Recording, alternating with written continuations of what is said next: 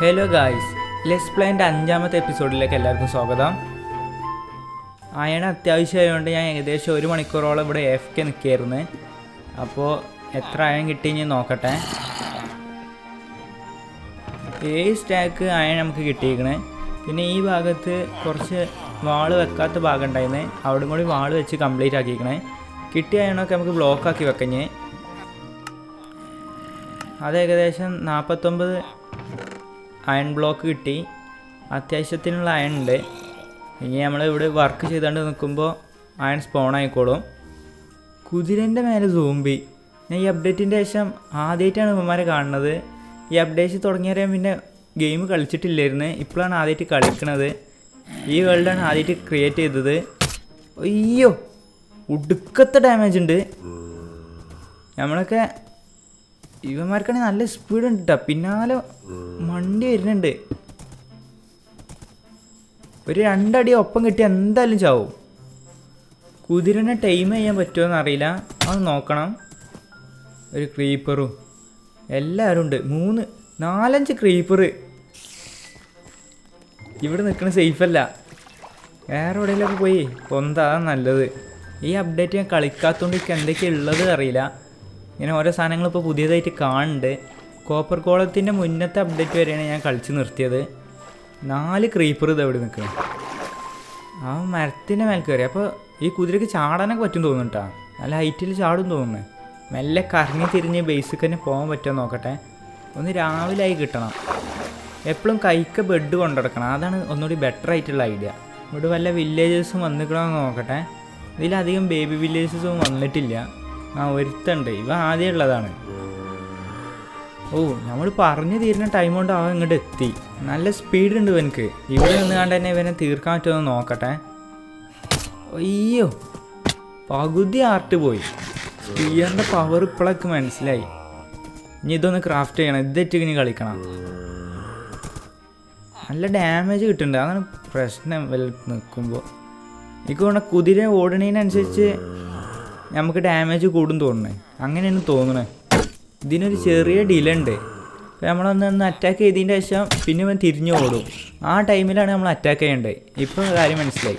പക്ഷെ 2 പ്രാവശ്യം അവന് മുന്നിൽ പെട്ടാൽ തീർന്നത് തന്നെയാണ്, പിന്നെ നോക്കിയിട്ട് കാര്യമില്ല.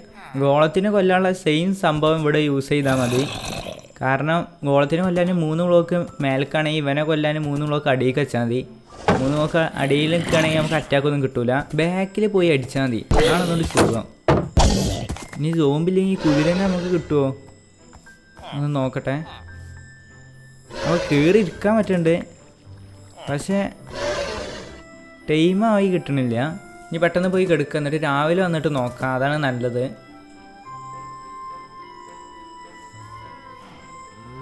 നമ്മളെ കുതിരക്കുട്ടനല്ലേ കത്തുന്നത്. അപ്പോൾ പകലായ ഇവൽക്കൊക്കെ തീ പിടിക്കുമോ? സോംബിയാണല്ലോ അല്ലേ. അപ്പോൾ പിന്നെ ടൈം ചെയ്യാൻ പറ്റൂല. പക്ഷെ നല്ലൊരു സാധനമാണ്, എനിക്കിഷ്ടമായി. കാണാനും വലിയ കുഴപ്പമൊന്നുമില്ല, ഒരു യുണീക്ക്. അപ്പോൾ പിന്നെ ഇവനെ ഇവിടെ നിന്ന് കയറിയായിരുന്നു. ഇവനെ തീർക്കട്ടെ. കാണാൻ രസമൊക്കെ ഉണ്ട് കേട്ടോ കുതിര. പക്ഷെ രാവിലെ ഇവലൊക്കെ തീ പിടിക്കും. ഇവരൊക്കെ രാത്രിയത്തെ യാത്രക്കാരാണ്. പിന്നെ ഈ ബ്രീഡർ എന്താ വർക്ക് ചെയ്യാത്തൊക്കെ അറിയില്ല. ഇവർക്ക് ആ പാർട്ടിക്കിൾ ഇങ്ങനെ കാണിക്കുന്നുണ്ട്, പക്ഷേ ബേബീസൊന്നും ഉണ്ടാവില്ലേ. അവിടെ ഒരു ബേബി വില്ലേജർ മാത്രമേ ഉണ്ടായിരുന്നുള്ളൂ. അപ്പോൾ വലുതായി, അത്രക്കും ടൈമായി, പിന്നെ ബ്രീഡായിട്ടൊന്നുമില്ല. ഫസ്റ്റ് പറയേണ്ട കാര്യമൊന്ന് വിട്ടുപോയി. ഇന്ന് നമ്മൾ വീടുണ്ടാക്കാൻ പോവുകയാണ്. അപ്പോൾ അതിന് വേണ്ട കാര്യങ്ങളൊക്കെയാണ് ചെയ്യണത്. ഏകദേശം ഉദ്ദേശിക്കുന്നത് ഈ റിവർ സൈഡിൽ ഉണ്ടാക്കാനാണ്. അപ്പോൾ കാണാൻ കുറച്ചുകൂടെയൊക്കെ രസം ഉണ്ടാവും തോന്നണേ, അതുകൊണ്ടാണ് ഏകദേശം ഈ ഭാഗത്തായിട്ടാണ് ഉണ്ടാക്കാൻ പോകുന്നത്. അപ്പോൾ ഇനി അതിന് വേണ്ട സാധനങ്ങളൊക്കെ ഒന്ന് ഒപ്പിച്ചിട്ട് കാണാം. അങ്ങനെ ഫൈനലി സാധനങ്ങളൊക്കെ കിട്ടി. ഈ ബുക്കിൻ്റെ ആവശ്യമില്ല, ബാക്കിയുള്ളതൊക്കെ ഏകദേശം വേണം. അപ്പോൾ ഇനി ടൈം വേസ്റ്റ് ചെയ്ത് നമുക്ക് പരിപാടി തുടങ്ങാം.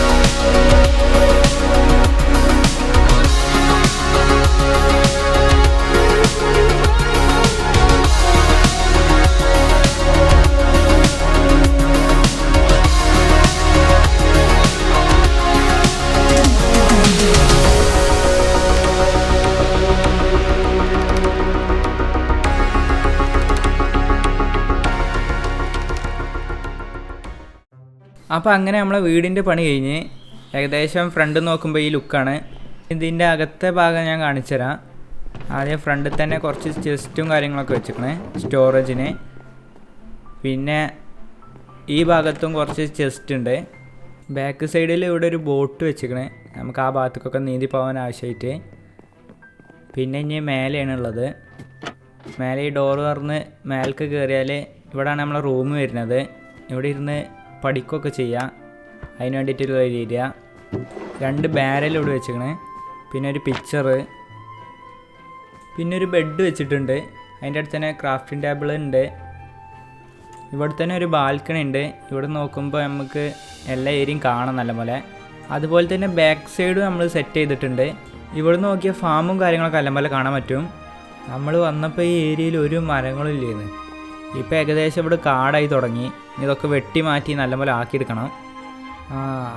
പക്ഷെ ഇപ്പോഴല്ല. പിന്നെ ഇനിയുള്ളത് മേലെ ഭാഗമാണ്. ഇവിടെ ഞാൻ ഒന്നും സെറ്റ് ചെയ്തിട്ടില്ല. ഇവിടെ എന്താ വെക്കേണ്ടത് മനസ്സിലായിട്ടില്ല. അതുകൊണ്ട് ഞാൻ ഇവിടെ ഫ്രീ ആക്കിയിട്ടാണ്. ഞാൻ എന്തെങ്കിലുമൊക്കെ ഇവിടെ വെക്കാൻ നിങ്ങൾക്ക് അറിയെങ്കിൽ ഒന്ന് പറഞ്ഞു തരണം. അപ്പോൾ ഇത്രയാണ് സെറ്റാക്കി എടുത്തത്. പിന്നെ അതാ മേലെ ഒരു ചിമ്മിണി ഉണ്ട്. അങ്ങനെ ചെറിയ ചെറിയ ഡെക്കറേഷനും ചെയ്തിട്ടുള്ളൂ. ഇനി കുറച്ചുകൂടി ചെയ്യാനുണ്ട്. ഇനി വീട്ടിലെന്തെങ്കിലും വെക്കണമെങ്കിൽ കമൻറ്റ് ചെയ്യുക. വർക്ക് ചെയ്തുകൊണ്ട് നിൽക്കുമ്പോൾ ഇവന്മാരൊക്കെ ഒന്ന് ബ്രീഡാക്കി അതിന് കിട്ടിയ ലെതർ വെച്ചിട്ടാണ് വീട്ടിൽ ബുക്ക് ഷെൽഫൊക്കെ ഉണ്ടാക്കി വെച്ചത്. പിന്നെ ഒരു ബ്രോ പറഞ്ഞിരുന്നു സോമിൻ്റെ കയ്യിൽ എന്തെങ്കിലും കൊടുത്തില്ലെങ്കിൽ ഡീസ്പോൺ ആവുന്നത്. അതുകൊണ്ട് അവൻ്റെ കൈക്കൊരു ഹോപ്പർ ഞാൻ കൊടുത്തേക്കണേ. ഇപ്പോൾ പ്രശ്നമൊന്നുമില്ല, ഇനി ഡീസ്പോൺ ആവില്ല. അവനവിടെ നല്ല ചില്ല് ചെയ്തിരിക്കുന്നുണ്ട്. അപ്പോൾ ഇന്നത്തെ എപ്പിസോഡ് ഇത്രേ ഉള്ളൂ. അപ്പോൾ എല്ലാവർക്കും ടാറ്റ ബൈ ബൈ.